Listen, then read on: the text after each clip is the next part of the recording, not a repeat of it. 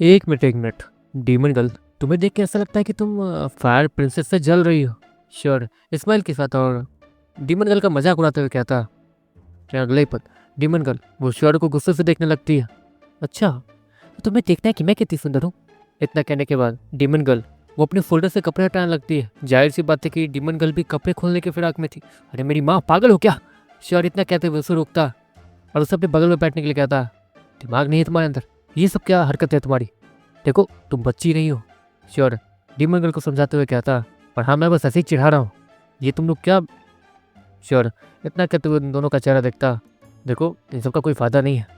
अब एक हम लोग यहाँ फंसे हुए हैं तो हाँ, हम लोग मरने वाले हैं। श्योर वो सभी से कहता और सभी लोग रियलिटी में आते हैं। सच्ची में यही रियलिटी थी, वो लोग मरने वाले हैं। अच्छा फायर प्रिंसेस, एक बात बताओ, तुम्हें अपने प्रिंस को बनाने के लिए क्या करना होता है? मतलब तुम्हें अगर मुझे अपना प्रिंस चुनना पड़ेगा मेरे जीन्स के साथ जुड़ने के लिए, तो उसकी प्रोसेस क्या है? श्योर एक बार फायर प्रिंसेस से पूछ लेता। वो फायर प्रिंसेस अपनी आंखों को रोल करती है। मुझे जिस प्रिंस को अपने लिए चुनना है वो कोई भी हो सकता है।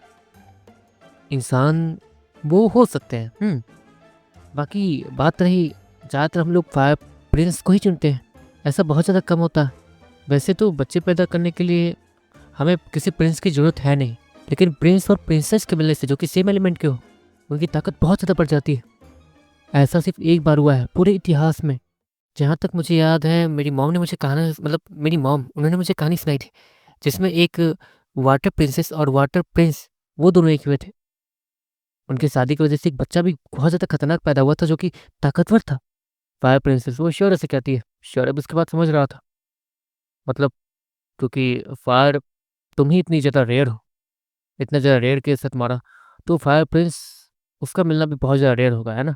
या फिर अगर तुम्हारा प्लान है तो मैं तुम्हारी शादी बिली के फायर किंग से करवा सकता हूँ। श्योर वो फायर प्रिंसेस से कहता है। वो मेरे टाइप का नहीं है और तो वो कमज़ोर है। दोनों का इक्वल ताकतवर होना ज़रूरी है। प्रिंसेस वो श्योर को देखते हुए कहती है। अच्छा ऐसी बात। अच्छा, अगर मतलब हम दोनों, मतलब अगर तुम मेरी बॉडी के जीन्स के साथ कंबाइन होती हो तो मुझे क्या फ़ायदा होगा? श्योर है वो फायर प्रिंसेस से कहता। मुझे नहीं पता। जहाँ तक है तुम मेरी पावर को सहने लायक हो जाओगे। शायद तुम जलोगे नहीं जब तक मैं तुम्हारे साथ रहूँगी, तुम्हारी बॉडी के साथ कंबाइन हो पाऊँगी।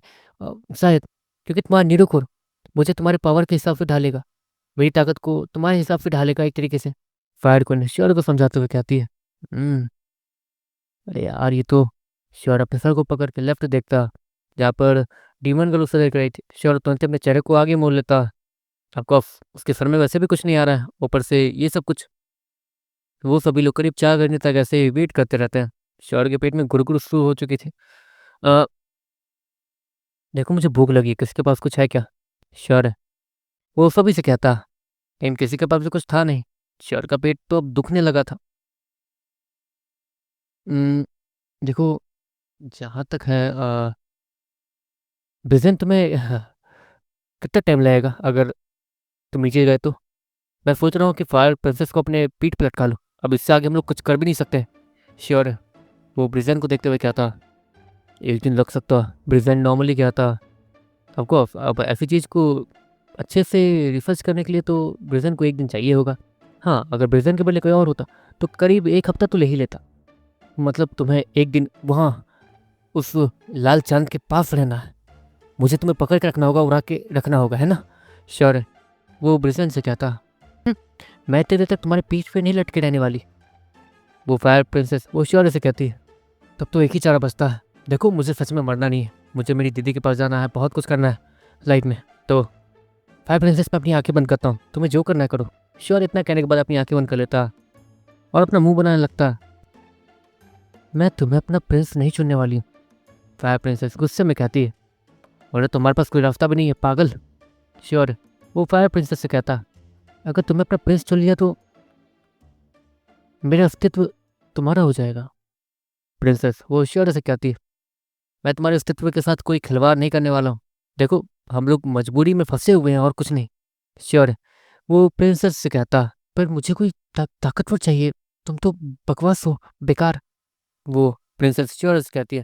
हाँ तो ठीक है, हम लोग यहीं मरने वाले हैं, हमारे पास कोई रास्ता नहीं है, हम लोग चलो ठीक है, कोई बात नहीं। श्योर इतना कहते वहीं लेट जाता। ठीक है, सुनो, एक रास्ता है। वो फायर क्वीन श्योर से कहती है। श्योर खड़ा हो जाता। एक काम करते हैं, मैं तुम्हें प्रिंस तो बना लूंगी, लेकिन वो मतलब इसमें कुछ मुझे नहीं पता कि तुम नीरो कोड के बारे में अच्छे से जानते हो। नीरो कोड कैसी चीज़ है और उसके बारे में हमें ठीक से पता भी नहीं। और यही रीज़न है कि कोई भी नीरो कोड में जाने से इतना डरता है। बीस्ट वगैरह नीरो कोड में जाते ही किसी भी इंसान के गुलाम हो जाते हैं। लेकिन तुम्हारा नीरो कोड सबसे अलग है, तो मुझे कोई परेशानी नहीं है। लेकिन हो सकता है कि तुम्हारी बॉडी के साथ कंबाइंड होने के बाद मैं कभी बाहर ना पाऊँ। सब कुछ तुम्हारे हाथों में हो। वो फायर क्वीन वो श्योर से कहती है, मुझ पर भरोसा रखो, मेरे हाथ में सब कुछ होगा तो मैं वो सब कुछ दोबारा तुम्हारे हाथों में दे दूंगा। श्योर नॉर्मली कहता, लेकिन उसे श्योर पे अभी भरोसा नहीं था। मतलब तुम मेरी ताकत को हासिल करने के बाद मुझे ऐसे जाने दोगे, जबकि मैं तुम्हारी मदद भी नहीं करती हूँ। वो फायर क्वीन अपना मुंह बनाते हुए श्योर से कहती है, मुझे उससे कोई फर्क नहीं पड़ता, मुझे बस अभी जिंदा बचना है। देखो, मैं अपनी बहन की कसम खाता हूँ, तुम्हारे साथ कुछ गलत नहीं होगा। मेरे हाथ में जो भी होगा वो मैं करूँगा। श्योर वो फायर क्वीन से कहता। वो फायर क्वीन खड़ी हो जाती है और धीरे धीरे उसके पास जाने लगती है। अगले ही पल श्योर उससे ऐसा महसूस होता है जैसे कि उसे घसीट के कोई ले जा रहा है। जब वो अपनी आंखें खोलता है तो वो कहीं और था, आसपास कोई भी नहीं था। पागल हो गई हो क्या, मुझे यहाँ क्यों ले आई? देखो हमारे पास कोई रास्ता नहीं है तो इसलिए मैं। श्योर वो डीमन गर्ल से कहता और तुरंत ही खड़ा होता। देखो तुम कुछ ज़्यादा ही कर रहे हो। अब रेशमी चिड़िया, मुस्कान, ये सब ठीक है, लेकिन वो फायर प्रिंसेस कोई इंसान थोड़ी ना है।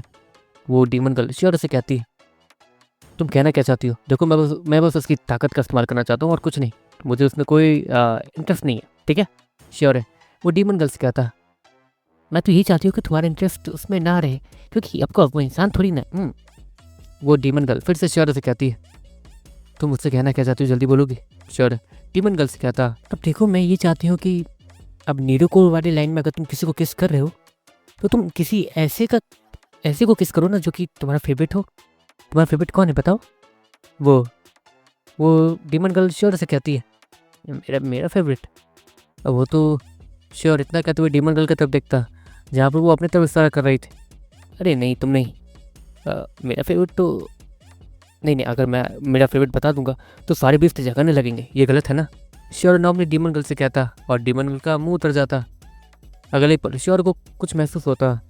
पीछे से दो बड़े हाथ उससे आगे पकड़ लेते हैं और वो रेड मंकी के हाथ थे। देखो श्योर सबसे ज़्यादा मुझे पसंद करता। इतना कहने के बाद वो एक बड़ा सा किस सीधे श्योर के मुंह पे कर देता है, जिसके कारण जब श्योर रेड मंकी से अपने मुंह को छुड़ाता है तो उसके मुंह पे पूरे तरीके से थूक ही थूक लगी हुई थी। श्योर अपने मुंह को हल्का सा खोलता जहाँ से थूक निकल रही थी, जो कि रेड मंकी की ही थी। श्योर तो पहले अपने चेहरे को साफ करता और उल्टियाँ करता, जिसके बाद मनी आकर जैसे तैसे अपने वाटर एलिमेंट से श्योर के चेहरे को धोता। श्योर को अभी बहुत ज़्यादा गंदा गंदा फील हो रहा था और इसी कारण श्योर करीब 4 घंटे तक तो कुछ सोच भी नहीं पाया था। जब 4 घंटे बीत जाते हैं तो वो प्रिंसेस खुद ही उसके पास आती है। देखो हमारे पास टाइम नहीं है, फायर प्रिंसेस वो श्योर से कहती है। डीमन गर्ल फिर से फायर प्रिंसेस को गुस्से से देखने लगती है और फिर रेड मंकी को भी गुस्से से देखती है, जो कि अपनी तिरछी आंखों से डीमन गर्ल को देख रहा था। अरे हाँ हाँ ठीक है, श्योर इतना कहते हुए अपनी आंखें बंद करता है। उसका तो मन पूरा बर्बादी हो चुका था। उसे उल्टियों का मन बहुत ज़्यादा हो रहा था, लेकिन अब वो अपने आप को काबू रखने के अलावा कुछ कर भी नहीं सकता था। श्योर अपनी आंखें बंद करता और फायर प्रिंसेस की तरफ मुड़ जाता। फायर प्रिंसेस की पूरी बॉडी से आग निकल रही थी, इसलिए उसके बॉडी पार्ट्स को देख पाना नामुमकिन था। श्योर फिर भी उसकी तरफ मुड़ के देख भी नहीं रहा था, जिससे ये पता चलता था कि श्योर लड़कियों की इज्जत करता। वैसे फायर क्वीन को ये चीज़ ठीक तो लगी थी, लेकिन आपको उसे श्योर उतना पसंद नहीं था। वो इंसान है और उसे कोई फायर प्रिंस चाहिए जो कि उसकी ताकत बढ़ा सके शादी के बाद। लेकिन अभी के लिए अब फायर प्रिंसेस को श्योर को ही अपना प्रिंस बनाना पड़ेगा। श्योर को आंखें बंद करके वहाँ खड़ा देख वो धीरे धीरे उसके करीब जाने लगती है। अगले ही पल उसके कंधे पे एक हाथ आता। नहीं रुको, रुको एक मिनट। डीमन गर्ल वो फायर प्रिंसेस को रोकते हुए कहती है, अब तुम्हें क्या हुआ? श्योर अपनी आंखें बिना खोले कहता। डीमन गर्ल वो ईश्वर के बगल में आती है। अब देखो इससे पहले ये तुम्हें किस करेगी मुझे अच्छा नहीं लगेगा। तुम इतने अच्छे हो मेरे साथ, इतने समय से, शुरुआत से मैं तुम्हारे साथ हूँ, याद करो। डीमन गर्ल श्योर से कहती, हाँ हाँ ठीक है मेरी माँ, तुम मेरे साथ हो। और श्योर फिर से कहता, लेकिन श्योर को उसके बाद कुछ महसूस होता। डीमन गर्ल उसके गालों पे किस कर रही थी। हाँ, अब जो किस होगा वो मेरे बात होगा। डीमन गर्ल इतना कहते हुए स्माइल के साथ उस फायर प्रिंसेस को देखती है, जैसे कि वो उसे चिढ़ा रही हो। लेकिन दूसरी तरफ श्योर को और भी कुछ महसूस होता है। श्योर अपने लेफ्ट साइड देखता है जहाँ पर मोटा गिरा उससे किस कर रहा था। तुम लोग का दिमाग खराब है क्या? मतलब श्योर है सभी को डांटते हुए कहता। श्योर पीछे देखता है जहाँ पर सारे बीस्ट तो थोड़े समझदार थे, लेकिन मनी वो भी उससे किस करने के फिराक में था। श्योर तुरंत ही एक लात मार के मनी को दूर फेंक देता। हमारे पास समय नहीं है, तुम लोग को मजाक सूझ रहा है।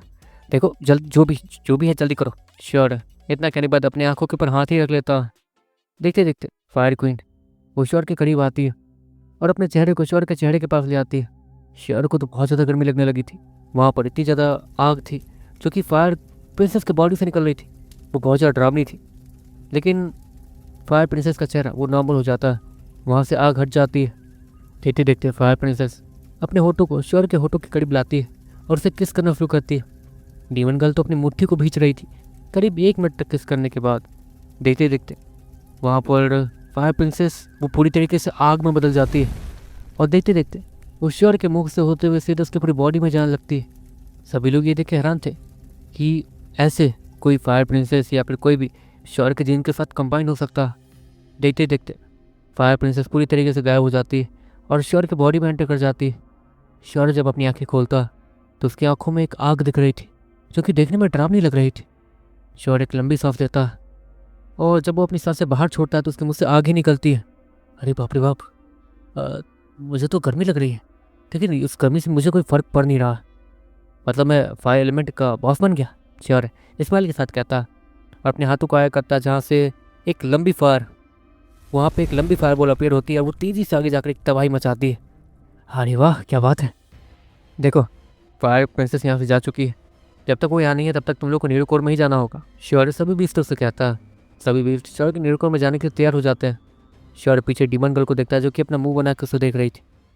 अरे मेरी माँ, तुम मेरी फेवरेट हो, ठीक? श्योर डीमन गर्ल को समझाने के लिए कहता, लेकिन जब श्योर पीछे मुड़ता तो श्योर के सारे बीस्ट उसे देख रहे थे, वो भी तिरछी आंखों से।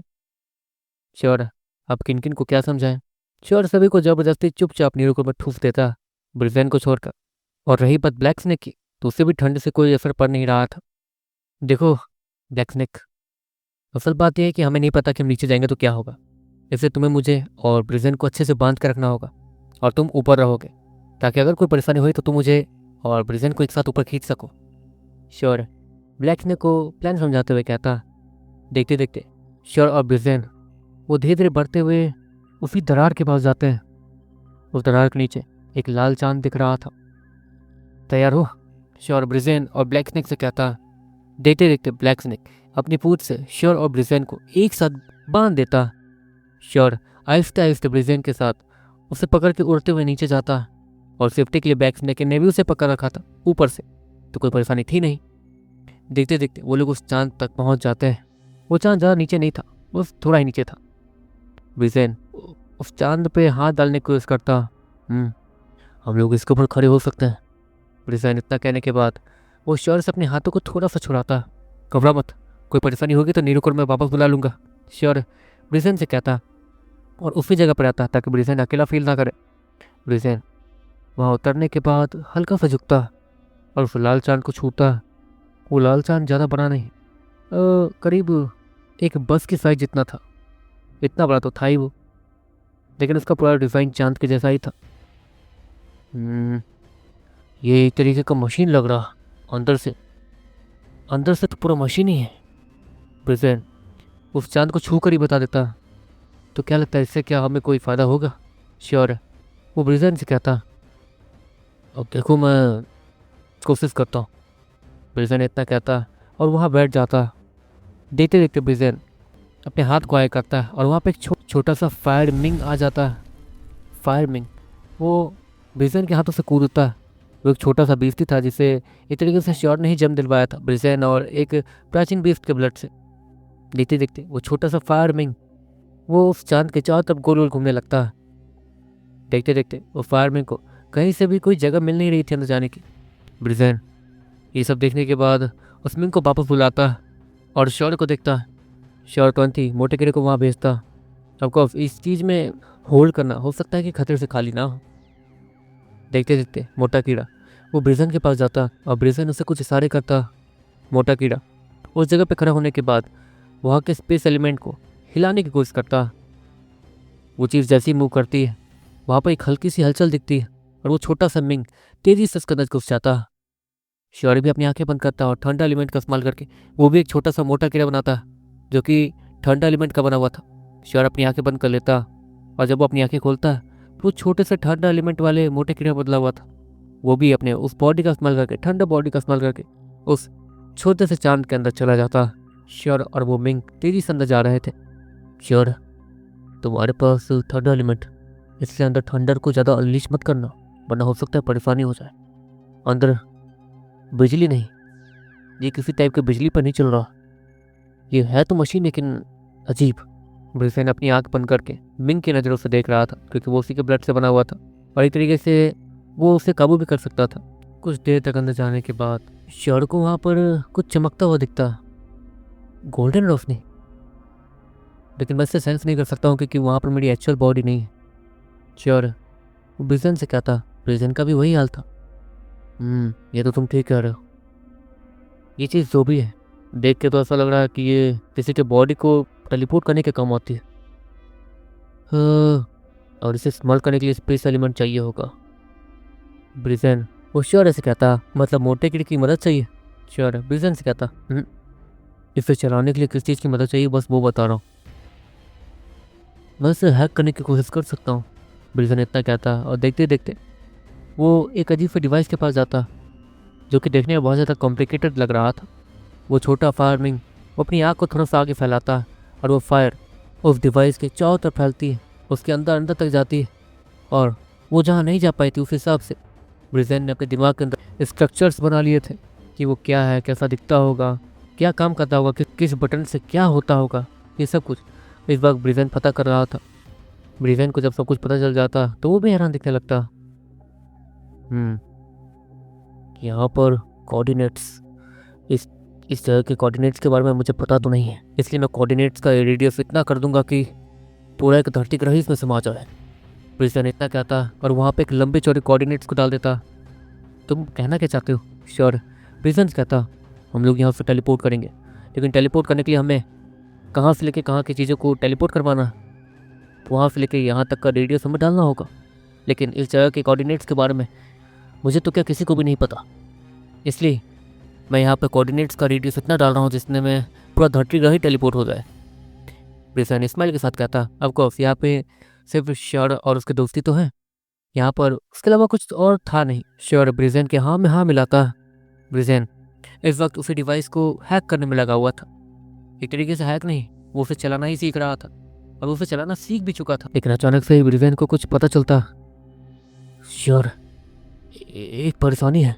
ब्रिजन श्योर से कहता, अब क्या हुआ? श्योर फिर से ब्रिजन से कहता, मैं गलत था, यहाँ पर हमारे अलावा भी कोई है। ब्रिजन श्योर से कहता, हमारे अलावा कौन है और कहाँ है, कितना ताकतवर होगा?